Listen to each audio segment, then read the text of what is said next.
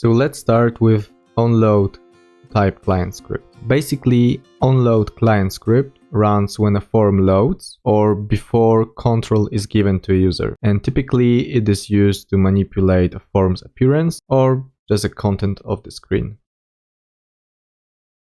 If I select onload as a client script type, I will have this template automatically populated or inserted into the script field with no arguments passed to it. So for example, a baseline onload client script on the change form marks standard change field as read only before control is given to a user. Usually onload client scripts perform client-side manipulation of the current form or set default record values. The next type of client script will be onSubmit. So onSubmit client script runs when a form is saved, updated, or simply submitted. This is typically used for a field validation. So let's imagine a use case when a user saves, submits, or updates a record, and then onSubmit client script is executed. And for example, script can prevent writing to the database and return control to the user. Then onload client script run again, and control is returned to a user, and the record is successfully written to the database. If I select onSubmit on here, I can see that I have slightly different template populated with no arguments in it. And onSubmit client scripts validate data on a form and ensure that submission makes sense. If the outputs the user submits do not make sense, an onSubmit client script can cancel form submission by returning a value of false. So here I created some pseudocode just to explain how onSubmit client script could work. Basically, if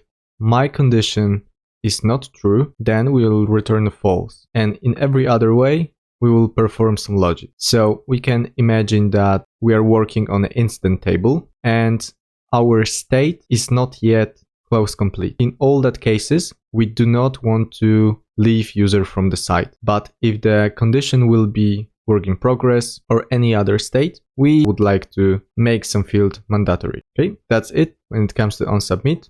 The next client script type is probably one of the most commonly used one, and this is onChange. So this script basically runs when a particular field value changes, and this is typically used to respond to a field values of interest, modify one field value in response to another. So just a simple use case, when a user modifies a field value, then the onChange client script executes. OnChange client script watches one field. If two fields needs to be watched, a second client script must be configured. So as you can see, we can only select one field for one client script. In that case, I can see all of the fields available on a incident table. For example, one onChange catalog script populates the assignment group, and if the value in configuration item field changes, while a second onChange client script populates the watch list if the value of the priority field changes to 1. Now let's examine the template that is populated when I choose the onChange type. So as you can see, we have, in that case, we have more arguments. We have our function onChange, and we have available control, old value, new value, is loading, is template arguments. And by default, we have this if statement that I will explain in a moment. But let's start with the control. So this is name of the object whose value just changed. So this object is identified in a field name that is on a client side. It's on a client script form. Old value, this is the value of the control field when the form loaded and prior to the change. For example, if the value of assigned to changes from Matt to Mirinda, the value of the parameter old value is Matt. Old value will always be Matt. The value when the form loaded, old value will always be Matt, no matter how many times the assigned to value changes after the original form load. New value, this is the value of the control field after the change. For example, if the assigned to field changes from Matt to Mirinda, the value of the parameter, new value, is Mirinda, is loading. So this is Boolean value, indicating whether the change is occurring as part of the form load. Value is true if change is due to a form load. A form load means all the form fields changed. Is template, this is a Boolean value, indicating whether the change occurred due to the population of field by a template.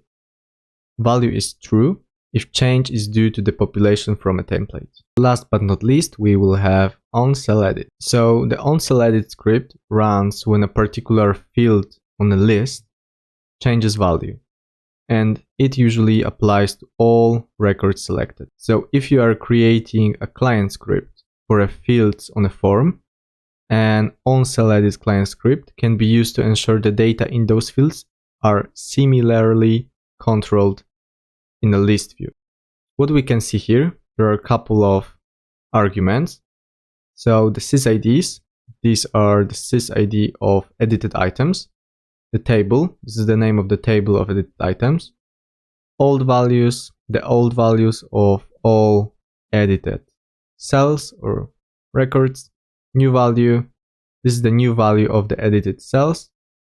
And it is the same for all edited items. And a callback. A callback continues the execution of other related cells edit scripts.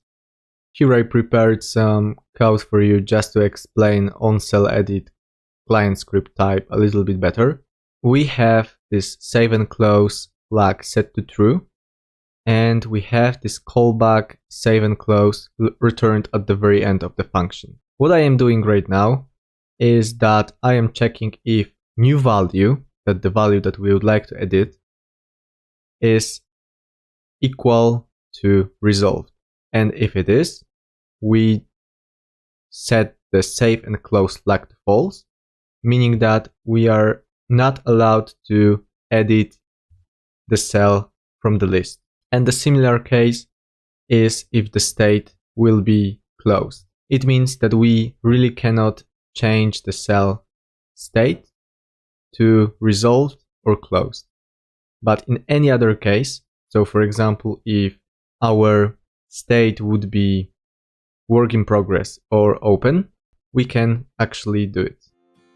Thank you and see you in the next video.